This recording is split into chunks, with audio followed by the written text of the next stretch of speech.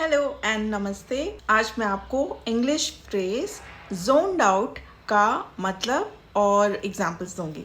तो zoned out का मतलब है टू लूज फोकस और you are not paying attention.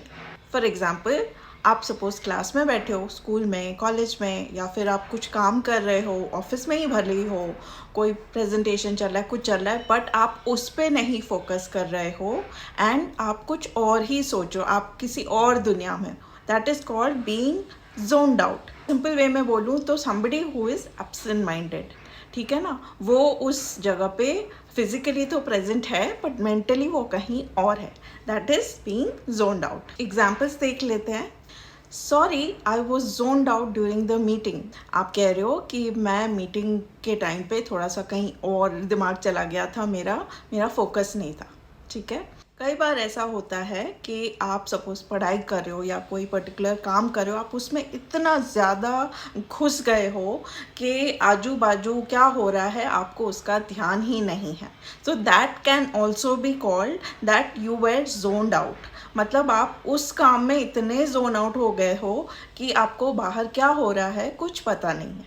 So it is not just about losing focus on a particular work, you have lost focus here अपने surroundings का, अपने surrounding में क्या हो रहा है उसका फोकस चला गया है। वहाँ पे आपका अटेंशन नहीं है, आपका अटेंशन सिर्फ आपके काम पे है। तो यू सी, इसका दो मीनिंग्स है, दो यूज़ है। एक्चुअली मीनिंग सेम है बट यहाँ पे आप यूज़ इसको दो तरीके से कर सकते हो। या तो एक तरीके से जहाँ आप बोल रहे हो कि वो एब्सेंट माइंडेड था, वो यहाँ था नहीं, वो मेंटली कहीं और था। या तो फिर आप ऐसे कह सकते हो कि यार I was so into my work, I was so zoned out with my work that I did not pay attention. मतलब आप कह रहे हो कि मैं यहाँ क्या हो रहा है, या फिर तुम क्या कह रहे हो, मैंने उस पर ध्यान नहीं दिया क्योंकि मैं अपने काम में इतना zoned आउट हो गया था। एक ऐसा फ्रेज है आजकल हम अपने रोज़ के कॉन्वर्सेशन में काफ़ी बार यूज़ करते हैं, इसलिए मैंने आपको ये बताया। आई होप आप भी इसको यूज़ करेंगे प्रॉपरली।